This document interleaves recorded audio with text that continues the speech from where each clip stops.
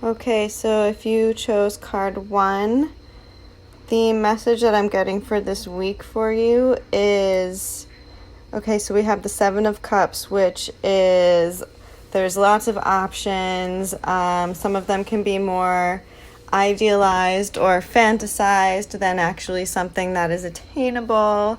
This card in particular has this man has his eyes closed. This is the Foresight or Before Tarot, which is supposed to be what happens right before the actual 7 of Cups Tarot, which all of those cups are filled with the different things or fantasies that are imagined in the mind.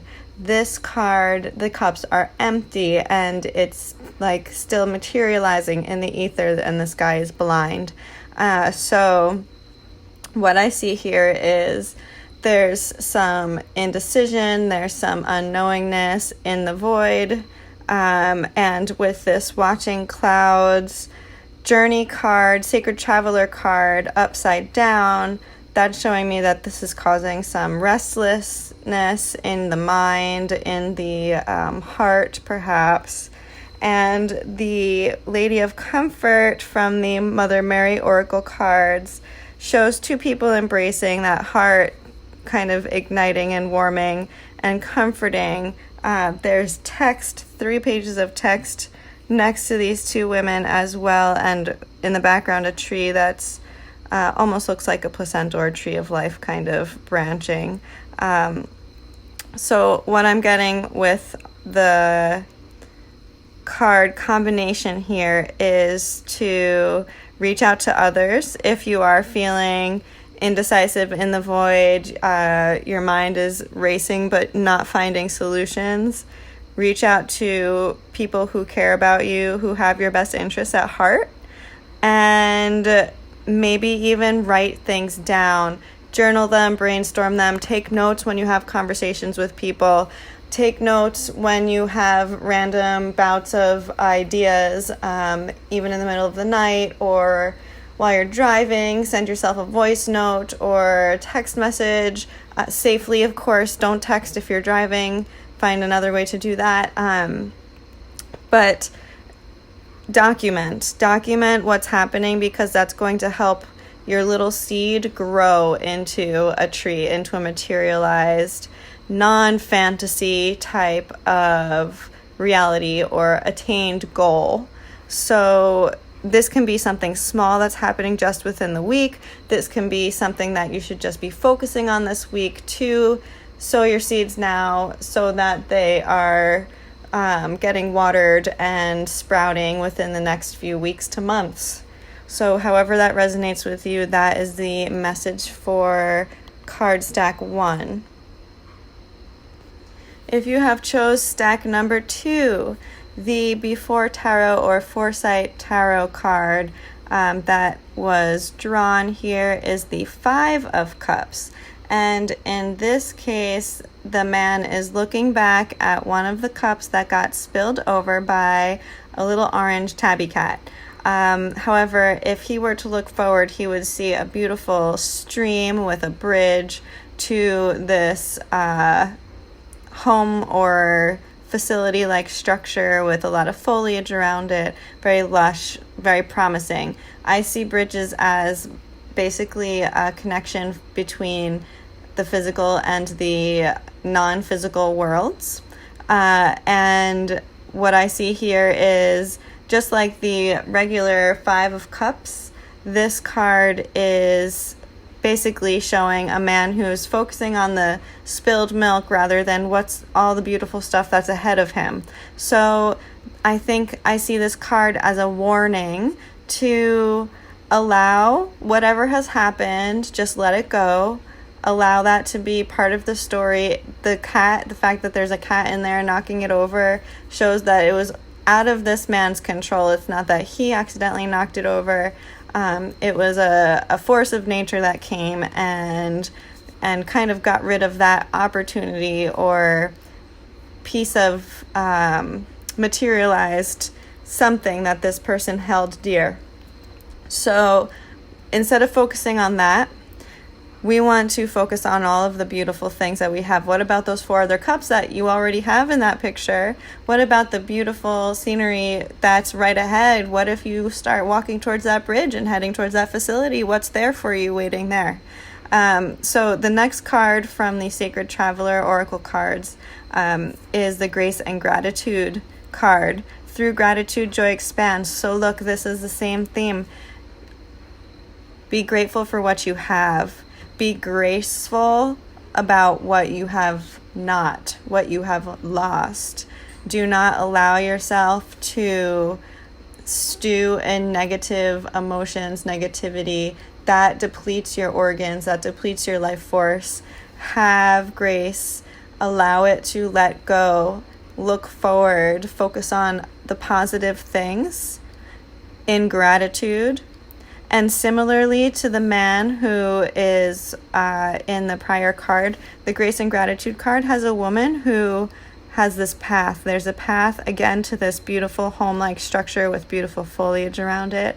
And what she has, she's looking in her hand, and she sees this beautiful stream of energy. There's petals, there's this like rising swirl of energy coming off of her hand there, and that is from within, and she's blushing and she's looking beautiful and excited, and that's what we should all be doing right now. Through gratitude, joy expands. So practice that gratitude. What do you have to be grateful for? And the next card is Our Lady of Sacred Sisterhood, and this shows 2 women coming together. There are 2 birds in the background. Birds are another symbol of spirituality for me. And this sacred sisterhood is like your clan. Who is your clan? Who can you be grateful for? Who are you taking for granted? If we're looking at the Grace and Gratitude and we're looking at the Spilled Milk card here, who are you taking for granted or maybe holding a grudge against that needs to be let go of? So you can have the most beautiful manifestation of your soul and that other being's soul, or that other group of beings' souls. Know that everything is guided by spirit, and the more that you open yourself up to that, the more that it's going to come through for you. So that is our stack 2 group. Stack 3 group. Oh boy, what do we have for stack 3? So 9 of Swords. This is a card that we actually got for the very first transmission, if I'm remembering correctly. And these swords are a little different from the other swords in that these swords are very bloody. And this guy is not looking too comfortable, stiff in his bed. This shows a lot of mental unrest, but with that blood shed, it shows me some physical unrest as well. So if you're in pain physically, I'm seeing that's coming from an emotional space.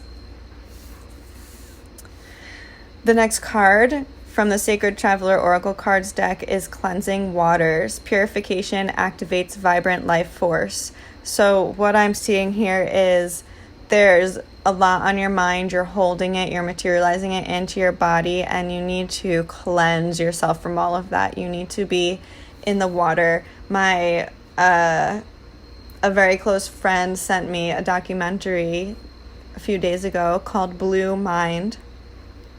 And I'm sure it's on YouTube. I'm sure if you just Googled Blue Mind, you'd find it. It's this man who studies how being around bodies of water and interacting with water quiets our mind, heals our mind, activates our limbic system and neurological system in a whole different way, a very restorative way, compared to that constant fight or flight, constantly in our head, restlessness that we tend to go into when we're separated from nature and when we're separated from water, and those creature comforts, those not even creature comforts, those necessities for our physical beings and for our souls. So what I'm seeing here is your pain will be eased, your mental and physical pain will be eased by coming closer to water, by I'm hearing Epsom salt baths, walks to the water, just reflection, sitting by the water, and allowing it to drain the pain, drain the clutter from your mind and your body. And the last card is Our Lady of Ripening on the Vine, number 4. I feel compelled to point out that it's a 4 because in the card, if you look at the picture, it almost looks like it's divided into 4 quadrants. And you see in the upper left quadrant 3 eggs in a nest. You see in the upper right quadrant 2 pears, and then the other 2 are the sides of the woman's face, and we have dove on one side and this flower and altar space on the other side. The reason that you are having all of this clutter and intensity, and the reason that you need to cleanse and purify, is because you're coming to the end of a cycle or multiple cycles. You have been working on multiple levels of yourself, of your being, whether that's socially, career-wise, innerly, spiritually, emotionally, whatever.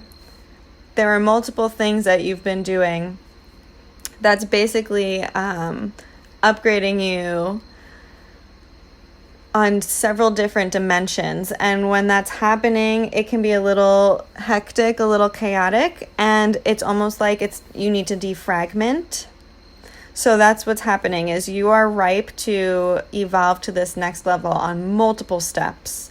So it's awesome. You're getting all of these things. You're getting abundance, you're getting creativity, you're getting shelter, and you're getting spirituality. You are getting this beautiful mixture of heaven on earth coming in, but you need to be cleansing more. You need to be practicing better hygiene emotionally, physically, mentally, spiritually. And water will do that. And I see in this cleansing water a dragonfly, which to me I associate with this assurance of don't worry, be happy, be light. And at the same time, it's this archaic, one of the oldest kinds of DNA of bugs out there. They're very still, like they were around when the dinosaurs were around, and they're still here. So they have this ancient wisdom, this ancient physical wisdom. So let that convey to you that lightness. Like, look at how many humans had to be here and survive and make it for you to be here, and how effortless was all of that for you up until you were manifest. Now it's time for you to keep that not worrying attitude that you had prior to your conception and go with the flow. Go with your gut instincts. Go with your heart. Go with the flow in lightness. You will float if you stay light. Just like the lotus that's right below, going with the flow. It's anchored, it's rooted, but it's so light and buoyant up at the top of the water and just bobs and goes with the flow, and it can stay pure and cleansed. The lotus is a symbol of the crown chakra as well, the highest manifestation in our physical body of our energy centers, our connection to the higher powers. We do have higher chakras from there, but that's the last one on our physical body, right at the vertex of our skull.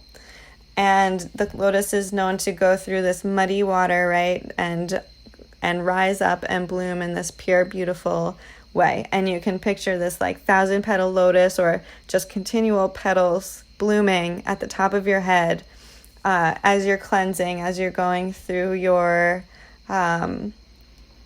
physical and energetic cleansing. When you're working with water, go through your chakras and make sure you activate and connect to that lotus at the top of your head.